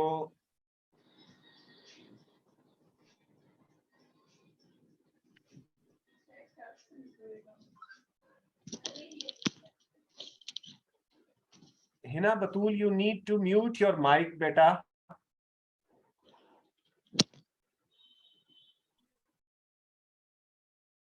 बच्चों, आप लोगों को इतनी समझ होनी चाहिए, क्लास चल रही है कि आपका माइक ऑन है तो फिर सुन भी नहीं रहे हो। The first one is the right to know, the second is the right to speak, which I exercised for myself. The third one, which I couldn't exercise, yeah, which was violated, was the right to be heard. As a media user, I need to be heard. If I have a concern, I need to be heard. यानी उसके लिए भी ये भी मुझे पता लगे कि whatever concern I have communicated to that media group, it has landed on some attentive ears. तो इसके लिए भी फॉर्मल या इनफॉर्मल कोई प्रोसीजर होना चाहिए कि वो सुन भी रहे हैं मीडिया ग्रुप्स जो बात उनसे की जा रही है। और इसी में से चौथा निकलता है मेरा right as a media user, that is the right to get an answer. This is the fourth one. The right to know, the right to speak, the right to be heard, and the right to get an answer. तो मुझे ये पता होना चाहिए कि मैंने कोई बात की है, ठीक है, वो दे थॉट कि वो इसको ऑनलाइन पब्लिश नहीं करेंगे इस कमेंट को, but somebody should have gotten back to me. मैंने अपना ईमेल एड्रेस दिया था, वो कोई मुझे बता देता कि जी हमारा ख्याल है कि आपकी बात ठीक नहीं थी, या हमारा ख्याल है कि आपकी बात ठीक थी। तो somebody should have gotten back to me. लेकिन because these rights, the media users, हम जो end users हैं, हमने इन राइट्स के लिए assert नहीं किया हुआ एज अ सोसाइटी, हमने ये assert नहीं किया हुआ कि हम इन राइट्स की प्रोटेक्शन चाहते हैं, इसलिए अनरिस्पॉन्सिव है ये मीडिया आउटलेट्स हमारे लिए। और मैं किस मीडिया आउटलेट की एग्जांपल आपको दे रहा हूँ जिसको मैं फॉलो करता हूँ, डॉन, चाहे वो इलेक्ट्रॉनिक मीडिया हो या प्रिंट मीडिया हो। I am a Dawn lover and I've been following this paper for a long time, and still I have something to say about this paper. कि जी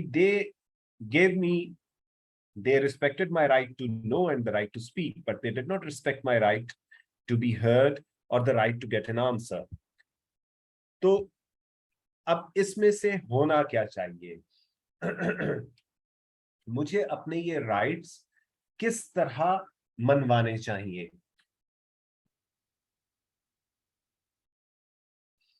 अभी मैंने एक बच्ची से पूछा था कि पेमरा क्या होता है, मेरे ख्याल में जोया से बात हुई थी। तो PEMRA Pakistan electronic media regulatory authority.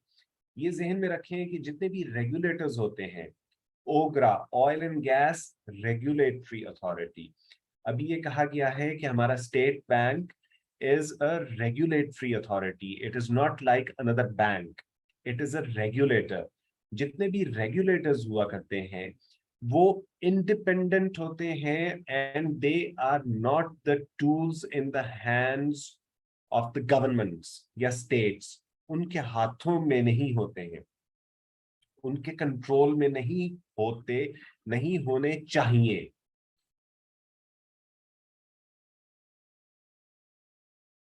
Regulators should not be answerable to the government, क्योंकि गवर्नमेंट यूजुअली होती है एक पॉलिटिकल पार्टी की। वैसे हमारे यहाँ तो अभी जो गवर्नमेंट इस वक्त फेडरल गवर्नमेंट है वो काफी सारी पॉलिटिकल पार्टीज को मिलके है, और जो पंजाब की प्रोविंशियल गवर्नमेंट है वो 2 पॉलिटिकल पार्टीज को मिलके है।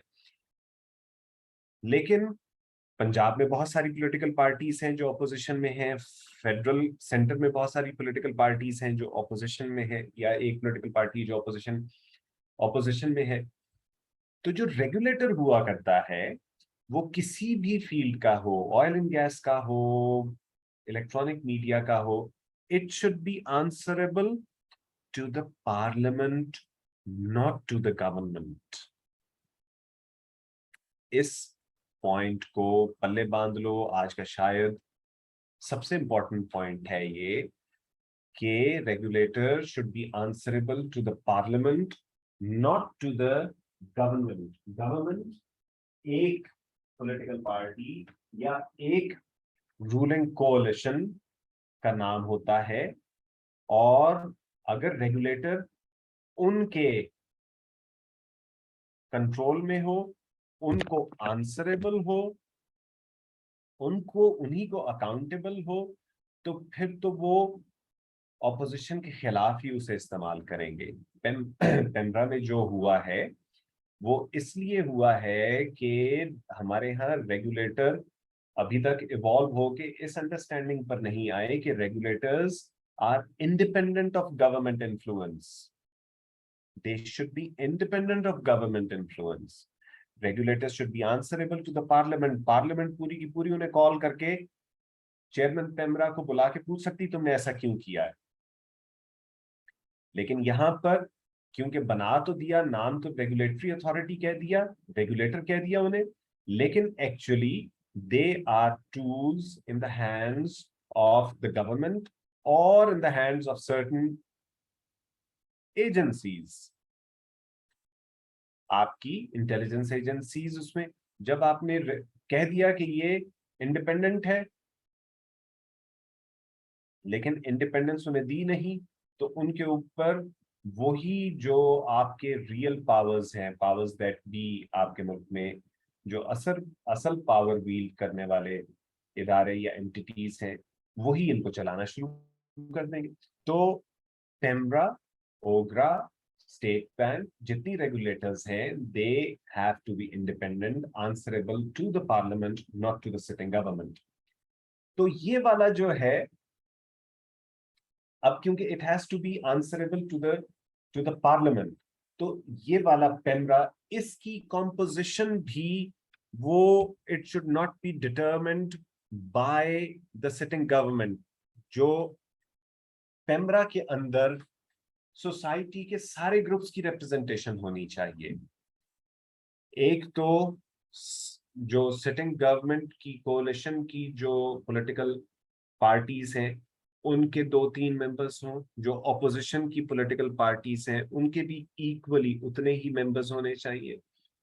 फिर कुछ यूनिवर्सिटी स्टूडेंट्स की रिप्रेजेंटेशन होनी चाहिए, कुछ बिजनेसमैन की रिप्रेजेंटेशन होनी चाहिए, कुछ आपके ट्रेडर्स की रिप्रेजेंटेशन होनी चाहिए, फिर कुछ प्रोफेशनल्स हो, लॉयर्स को लेके आओ, रिटायर्ड 2-3 जजेस रखो, वो डॉक्टर्स हो, इंजीनियर्स हो, मुख्तलिफ वॉक्स ऑफ लाइफ से different societal groups should be represented in any controlling body. क्योंकि हम रेगुलेटिंग बॉडी, अगर रेगुलेटर के अंदर हम इतने लोगों को नहीं भी रख सकते हैं, तो एक बॉडी होनी चाहिए जो इस रेगुलेटर को एडवाइज कर रही हो, एक कंट्रोलिंग बॉडी हो जिसमें ये सारे लोग, जो रिप्रेजेंटेशन मैंने आपको बताई है डिफरेंट सोसाइटल ग्रुप्स की, वो इन रेगुलेटर्स को एडवाइज करने के लिए एक फोरम होना चाहिए जो इन रेगुलेटर्स को एडवाइज कर रहा हो, और साइमल्टेनियसली वो इन सर्विस ब्रॉडकास्टर्स को भी एडवाइज कर रहा हो। तो सर्विस ब्रॉडकास्टर्स वो जो हारून एंड को हैं, जो डॉन के ओनर्स हैं, उनको एडवाइज करने के लिए भी इस तरह की एक कंट्रोलिंग बॉडी होनी चाहिए, और वही पेमरा को भी एडवाइज कर रही हो कि फलां जगह पर, अब वो जब कहेगी वो बॉडी को इस तरह की जो इतने डाइवर्स रिप्रेजेंटेशन सोसाइटी की जिसमें होगी, वो जब कहेगी कि this programme is obscene, obscenity है इसमें, जब वो कहेगी तो it will be accepted as obscene, और उसके कहे हुए पर, और फिर उसको किसी भी वक्त पार्लियामेंट बुला सकती है, पेमरा को बुला सकती है कि आपने इसको ऑब्सीन कहा। तो जितना ज्यादा सेंट्रल कंट्रोल कम होगा रेगुलेटर्स के ऊपर, उतने वो ज्यादा इफेक्टिव होंगे। And this is not something which I have thought of out of thin air. ऐसा नहीं है कि मैंने ये बिल्कुल इमेजिन कर लिया है। बहुत सारे ममालिक में इस तरह की बॉडीज डिफरेंट लेवल्स पे, स्टेट लेवल पर, प्रोविंशियल लेवल पर, डिस्ट्रिक्ट लेवल पर, इस तरह की बॉडीज मौजूद हैं। किस तरह के प्रोग्राम्स एयर होने चाहिए, वो वहाँ की सोसाइटी, वहाँ की इकोनॉमी, वहाँ का टूरिज्म, उन सब चीजों को अकाउंट फॉर करके वो डिसाइड करते हैं और एडवाइज करते हैं मीडिया ग्रुप्स को, रेगुलेटरी अथॉरिटीज को। वो एडवाइस करते हैं कि क्योंकि ये वो फोर राइट्स जिनका भी हमने जिक्र किया, the right to know, the right to speak, the right to be heard and the right to get an answer. ये 4 राइट्स तभी इंश्योर हो सकते हैं अगर ये रिप्रेजेंटेशन डिफरेंट सोसाइटल ग्रुप्स की होगी, और वो डिफरेंट सोसाइटल ग्रुप्स एडवाइज कर रहे होंगे इन अथॉरिटीज को, जो सर्विस ब्रॉडकास्टर्स की अथॉरिटीज हैं और जो रेगुलेटरी अथॉरिटीज हैं, दोनों को। ये तो पहली सजेशन थी। दूसरी सजेशन है कि कम्युनिकेशन प्लेटफॉर्म्स होने चाहिए। बहुत सारी चंद एक यूरोपियन कंट्रीज ने कम्युनिकेशन प्लेटफॉर्म्स एस्टैब्लिश किए हैं जो मीडिया के पॉलिसी इश्यूज पर डिस्कशंस करते हैं।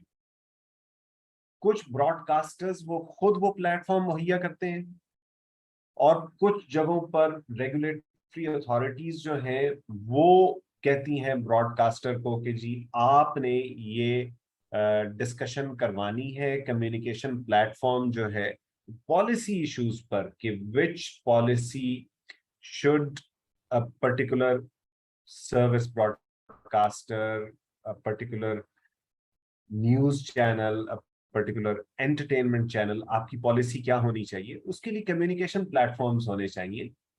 और वहां पर भी इसी तरह डाइवर्स रिप्रेजेंटेशन होनी चाहिए, और ये 4 राइट्स जिनका हमने पहले जिक्र किया है, वो 4 राइट्स उन्हें प्रोटेक्ट और इंश्योर करवाना होगा। और फाइनली कंप्लेंट प्रोसीजर्स, जिस तरह मैंने अभी एक कंप्लेन की बात की कि वो कंप्लेन मैं कंप्लेन करना चाह रहा था, लेकिन मुझे नहीं पता कि हो सकता है अगर जितने जिंदगी के साल हैं, अगर मैं दोबारा कोई इस किस्म की तस्वीर नहीं देखता डॉन में, तो मैं कहूँगा कि शायद मेरी बात का असर हो गया हो। लेकिन अभी तो मेरी यही फीलिंग है कि the right to get an answer और the right to be heard, वो कोई एग्जिस्ट नहीं करता इवन डॉन जैसे ग्रुप में। तो कंप्लेंट प्रोसीजर्स के लिए भी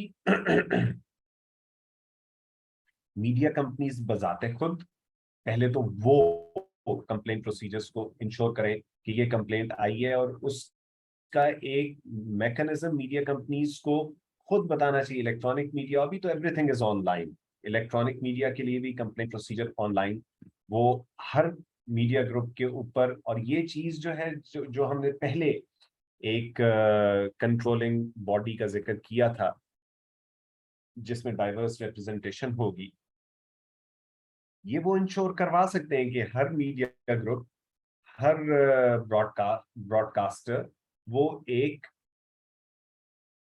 एस्टैब्लिश करेगा कंप्लेंट मैकेनिज्म, कंप्लेंट प्रोसीजर को एस्टैब्लिश करेगा। फिर रेगुलेटरी अथॉरिटीज ये इंश्योर करेंगी कि कंप्लेंट प्रोसीजर मौजूद है। और उसके अलावा जो छोटे लेवल्स पे, डिस्ट्रिक्ट लेवल पर, प्रोविंशियल लेवल पर, अगर कोई एसोसिएशंस बनाई जाती हैं जो आपकी पार्लियामेंट सोचती है कि जी इस तरह की एसोसिएशंस, इस तरह के ग्रुप्स बनने चाहिए, इस तरह की बॉडीज होनी चाहिए, तो वो भी कंप्लेंट प्रोसीजर्स के लिए एक फोरम प्रोवाइड कर सकते हैं, प्रोसीजर प्रोवाइड कर सकते हैं, but this procedure is very important. तो अभी हमने बातें क्या की, हमने कहीं पर भी ये नहीं कहा कि मीडिया के पीछे लठ उठा के पड़ जाओ। जो सजेशंस हमने दिए हैं वो सारे के सारे मीडिया के बिहेवियर को इम्प्रूव करने पर फोकस कर रहे हैं without infringing on their right of freedom of speech. उस राइट को इन्फ्रिंज नहीं हम कर रहे, लेकिन हम कह रहे हैं कि एक societal supervision that is important, वो की जा सकती है without compromising this inalienable inviolable right of freedom of expression. उसको कॉम्प्रोमाइज किए बगैर ये की जा सकती है, मीडिया की ओवरसाइट की जा सकती है।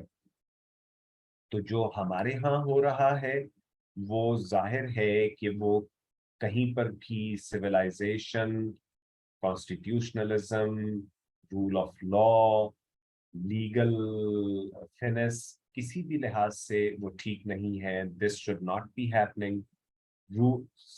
सबसे पहली बात जो की थी वहीं पर दोबारा एंड करूंगा, जो भी लॉज बनाए जाएं उनमें एम्बिग्विटी नहीं होनी चाहिए, उनमें क्लैरिटी और ट्रांसपेरेंसी और कंसाइसनेस होनी चाहिए। तो यहीं पे हम एंड करते हैं। इसके बारे में पढ़ोगे। फ्रीडम ऑफ एक्सप्रेशन बहुत इंपॉर्टेंट एरिया है जिसको आपने प्रिपेयर करना है। फ्रीडम ऑफ स्पीच के बारे में डायरेक्टली इसी तरह फ्रीडम ऑफ स्पीच पर ऐसे आ सकता है, और वो डजन्स ऑफ एरियाज में एप्लीकेबल हो सकता है जहां पर आपका नॉलेज और आपका एक clear comprehension of this issue वो बहुत ज्यादा इंपॉर्टेंट होगी। चलो, we will take a couple of questions और फिर हम बस करेंगे। पहले आयशा और फिर उमान। सर मुझे बस आपसे ना एक चीज़ कंफर्म करनी थी।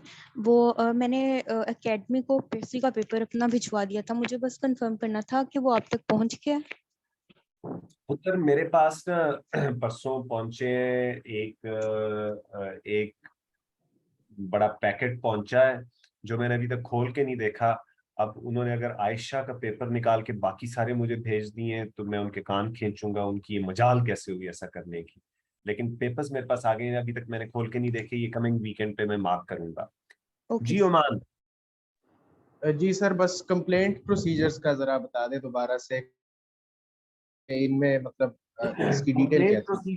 कंप्लेंट प्रोसीजर नंबर 1 तो जो जो मीडिया, ये जो ब्रॉडकास्टर्स हैं, जो मीडिया आउटलेट्स हैं, उनको खुद अपने कंप्लेंट प्रोसीजर्स बताने चाहिए कि लोगों को, उनके जो यूजर्स हैं, मीडिया यूजर्स हैं, वो इस प्रोसीजर पे, इस प्लेटफॉर्म पे इस तरह अपनी अपनी कंप्लेंट रजिस्टर करवा सकते हैं और इतने अरसे में उनको जवाब मिलेगा। तो ये एक दिस इज द फर्स्ट। उसके अलावा अगर वो नहीं करते तो रेगुलेटरी अथॉरिटीज पेमरा वो इंश्योर करे कि डॉन के लिए, ARY के लिए, अगर if a user has a complaint against certain policies of these media groups, तो उसके लिए प्रोसीजर पेमरा इनको बता सकता है कि you need to put a complaint procedure in place।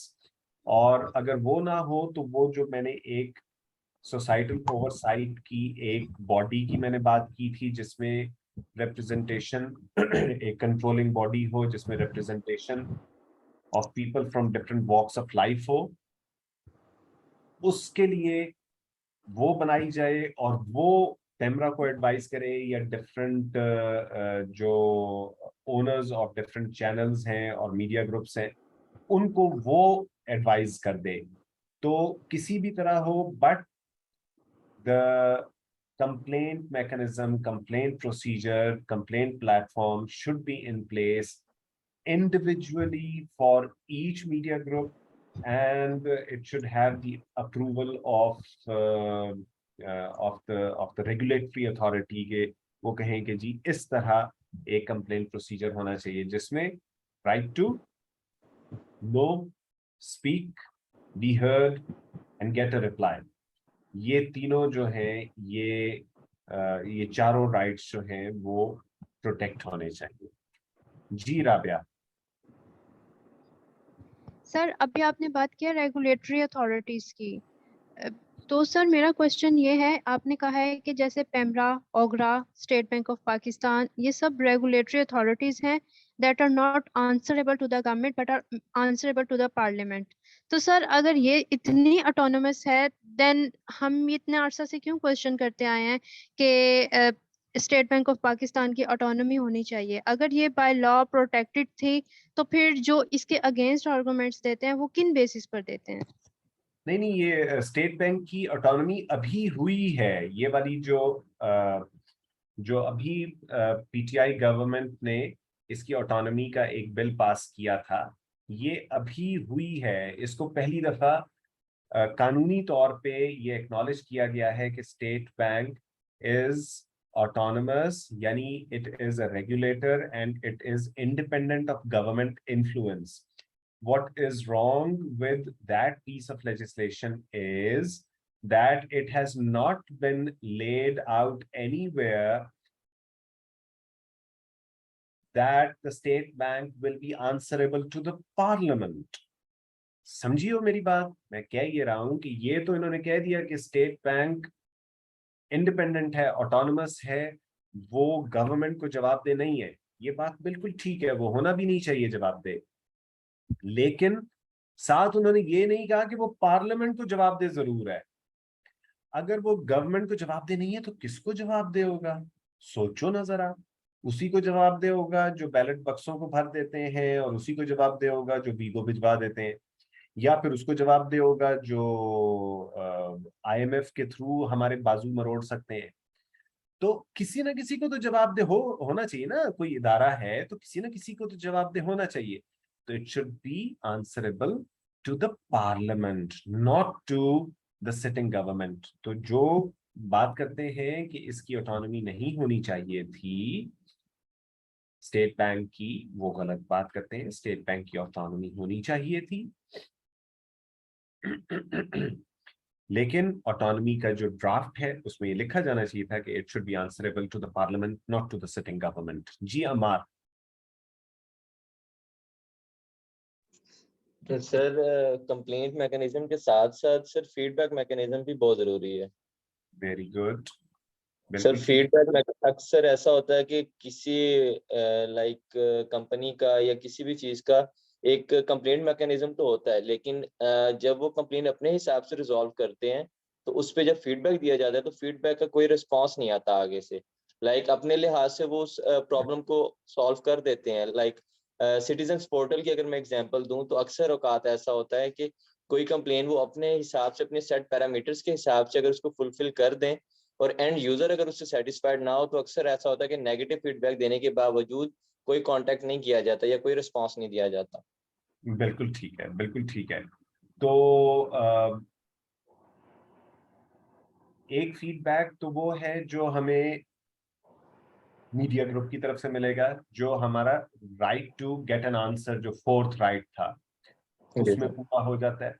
और फिर आप कह रहे हो कि आपकी तरफ से ये फीडबैक दिया जाए कि जी have my concerns been addressed, मैं एज एंड यूजर जो मेरे कंसर्न्स थे वो एड्रेस हुए, ये फीडबैक भी होना चाहिए। आप बिल्कुल ठीक कह रहे हो, लेकिन इसको हम वहीं से दोबारा पे फिर चले जाते हैं कि माई राइट टू स्पीक, कि मैं दोबारा से बोलना चाहता हूँ, हम उसमें चले जाते हैं। But yes, I agree with you, fifth हम इसमें 4 राइट्स हमने बात की, और फिर हम इसमें राइट टू फीडबैक भी ऐड कर सकते हैं। That's a good point.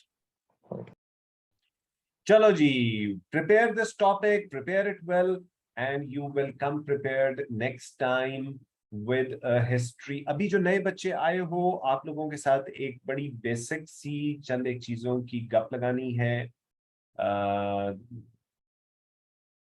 कुछ बच्चे अब, चलो नेक्स्ट वीक तो हम यही बात करेंगे, शुरू हम यहीं से करेंगे जो ब्लास्फेमी लॉज के बारे में। All of you will come prepared about the history of blasphemy laws and how they've been misused since Zia's era, और उसके बाद फिर हम कोई और गप लगाएंगे। ओके जी, see you next week.